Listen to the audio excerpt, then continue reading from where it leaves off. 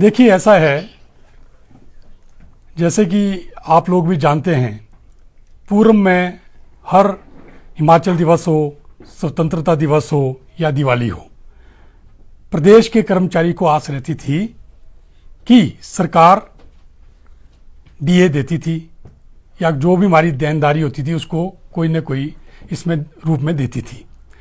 तो इस बार भी आस लगा रखी थी पूरे प्रदेश के कर्मचारियों ने। यहां तक कि सचिवालय सेवा कर्मचारी संघ माननीय मुख्यमंत्री से 12 तारीख को शायद मिला था, 12 या 13 को, तो हमने उनसे अनुरोध किया था कि इस बार आप स्वतंत्रता दिवस पर अपने ससुराल जा रहे हैं, अच्छी बात है। और वैसे तो क्या होता कि ससुराल वाले ज्वाई को खाली हाथ नहीं भेजते हैं, लेकिन आपने व्यवस्था परिवर्तन का नारा लगाया है, तो क्यों ना आप इस बार अपने ससुराल वालों को कुछ दे के आए। तो माननीय मुख्यमंत्री कहने लगे अभी क्या, तो मैंने कहा सर साफ शब्दों में बात है कि आप उनको 4% दे के आना, क्योंकि पूरा कर्मचारी प्रदेश का आस लगाए बैठा है।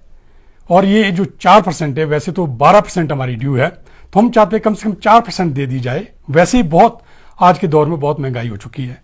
आप लोग जानते हैं कि एक आलू जो हर घर में बनता है उसकी कीमत भी 50 रुपए किलो मिल रहा है।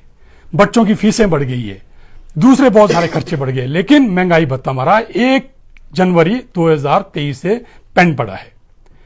तो लेकिन जैसा कि आप सबको विदित है कि सरकार ने कुछ भी नहीं दिया। तो सचिवालय सेवाएं कर्मचारी संगठन जो महासंघ है, इसमें हमारी 5 एसोसिएशन है।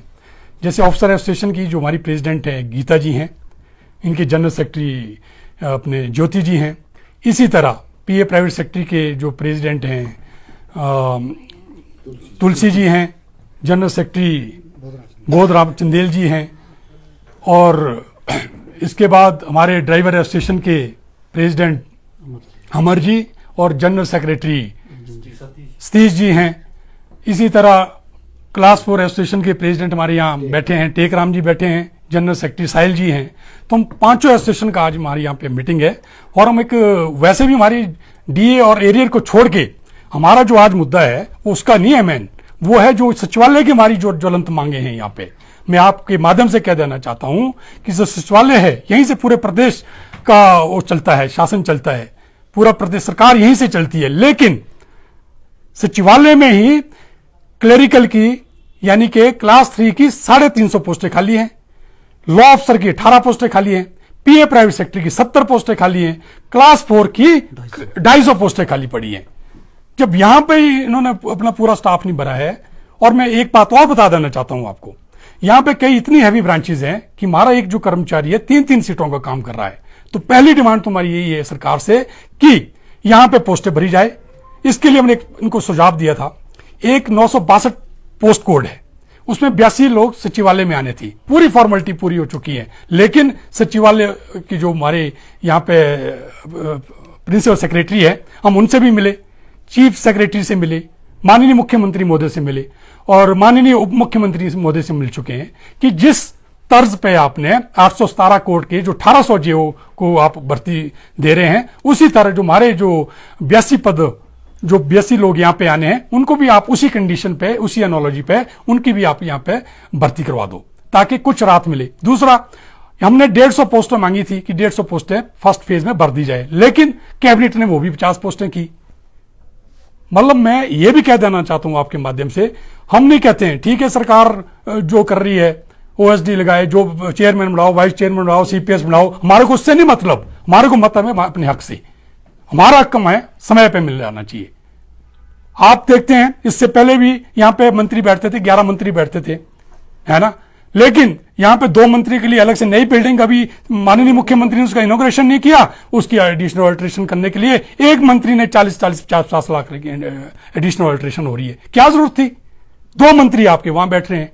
पहले भी तो निचली बिल्डिंग में मंत्री बैठते थे, ऐतिहासिक बिल्डिंग है वो, वहां बैठते हैं। लेकिन हमारा जो कर्मचारी, हमारे जो अधिकारी है, ये 2-2 अधिकारी एक कमरे में बैठे हैं, 8x10 के कमरे में, 6x8 के कमरे में। तो हम चाहते हैं उनको पूरा स्पेस दिया जाए। अब लास्ट में प्रमोशन होती है, ठीक है, आप 2 आपने रीएम्प्लॉयमेंट देनी है, हमारे को कोई फर्क नहीं पड़ता, 2 आप रीएम्प्लॉय, लेकिन जो हमारा कर्मचारी है उसका हक उसको मिलना चाहिए। तो हमने अब आज हम ये निर्णय लेने जा रहे हैं कि 21 तारीख को हम बाहर एक जनरल हाउस करेंगे, उसमें हम पहला एक संदेश दे देंगे सरकार को कि देखिए कर्मचारी में बहुत निराशा है, बहुत हताश है पूरा कर्मचारी।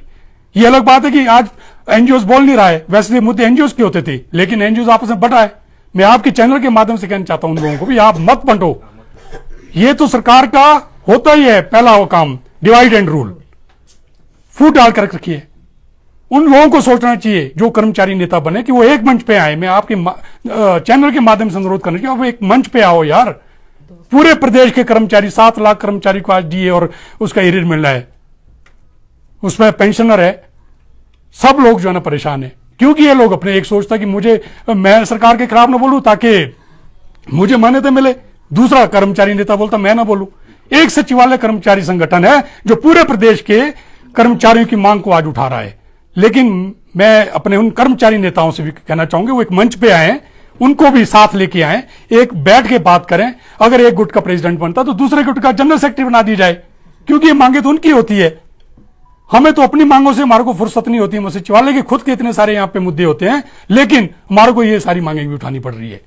तो हमारा 21 तारीख को जनरल हाउस होगा, उसके बाद हमने क्या करना है उसके बाद रणनीति हम तैयार करेंगे।